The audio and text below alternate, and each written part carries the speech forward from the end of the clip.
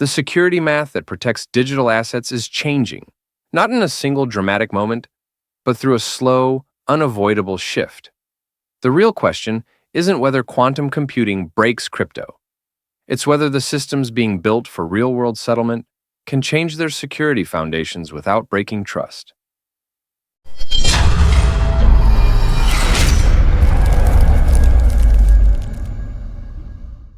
Most discussions about quantum computing and crypto start in the wrong place. They frame the issue as a future event, a sudden breakthrough, where existing systems fail all at once. That framing feels intuitive, but it doesn't match how financial infrastructure actually works. Institutions don't plan around surprise moments. They plan around long timelines, regulatory standards, and controlled transitions.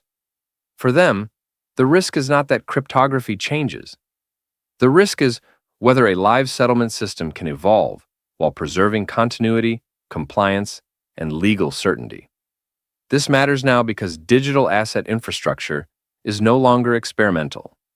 Tokenized money, regulated stablecoins, custody platforms, and settlement networks are being designed to operate for decades. Once value moves into those systems, upgrading the foundations becomes harder, not easier. So this isn't a story about fear or speculation. It's a story about adaptability, about which systems are built to absorb a cryptographic shift and which ones are brittle once real-world usage arrives.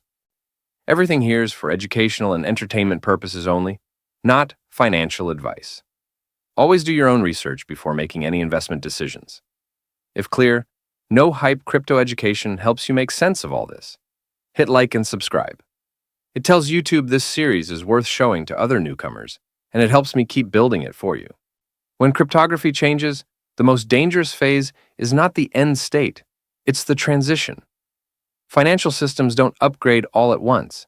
They move in stages across institutions, regulators, infrastructure providers, and vendors. During that migration window, continuity matters more than novelty.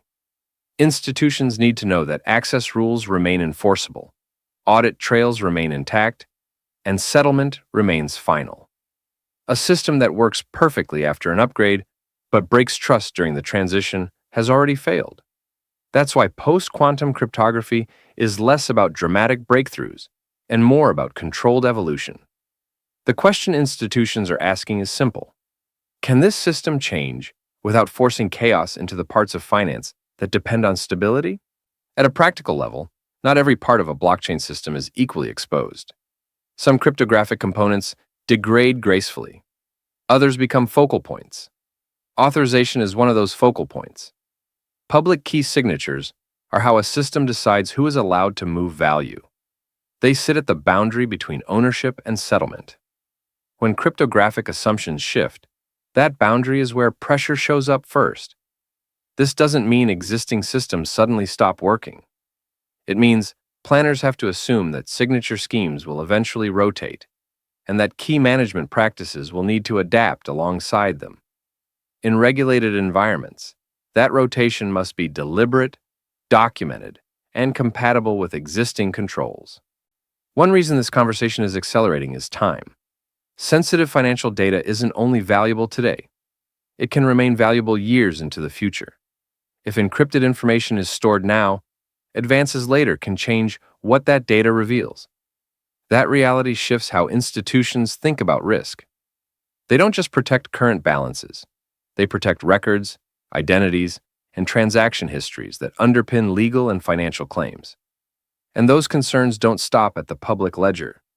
Custody integrations, enterprise messaging, treasury systems, and compliance tooling all rely on cryptography. Post-quantum planning is therefore not a blockchain-only issue. It's a settlement stack issue.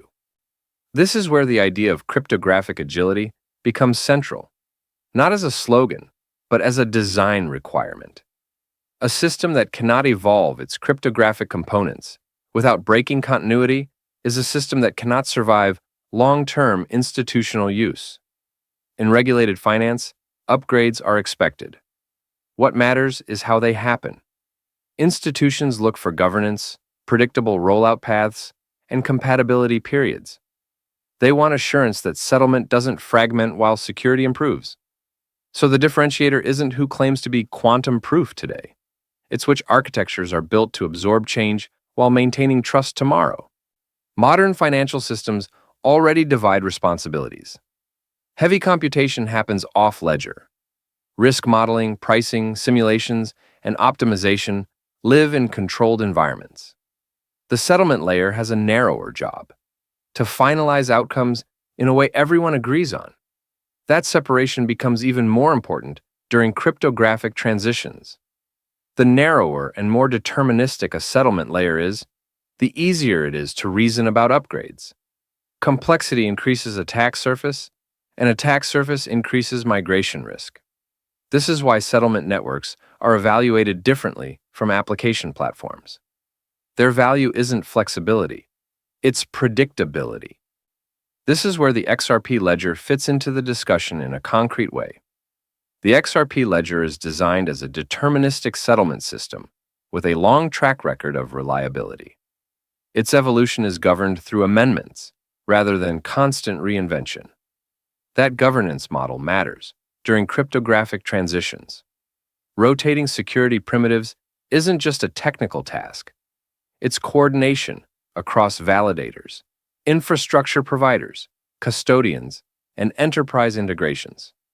A structured upgrade process reduces the risk of fragmentation. The real test for a settlement network is not whether it avoids change. It's whether it can introduce change without losing the properties institutions rely on: predictable settlement, enforceable authorization, and auditability. Ripple's broader strategy reinforces why this matters. The focus has been on regulated infrastructure, custody, liquidity services, enterprise treasury workflows, and a regulated stablecoin like RLUSD designed for compliant settlement. In that environment, cryptography isn't optional or experimental. It's part of a contractual trust model. Standards evolve, and regulated entities are expected to follow them.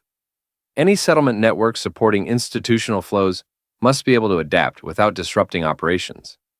So the relevance of the XRP Ledger here isn't about short-term advantage.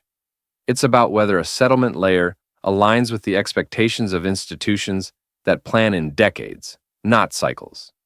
When you strip away the noise, post-quantum cryptography is a quiet test of system maturity. It asks whether a ledger was built as a flexible experiment or as durable financial infrastructure.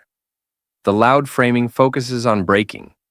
The institutional reality focuses on upgrading. The systems that endure will be the ones that can evolve their security assumptions while preserving continuity, governance, and trust. That's the difference between technology that excites headlines and infrastructure that survives transitions. And it's a difference that will matter more with each passing year. Thanks for watching, and I'll see you in the next deep dive. This channel is for educational and entertainment purposes only, and is not financial advice. Always do your own research and keep the discussion respectful. If you enjoyed the video, please consider liking, subscribing, leaving a comment, or sharing it with a friend.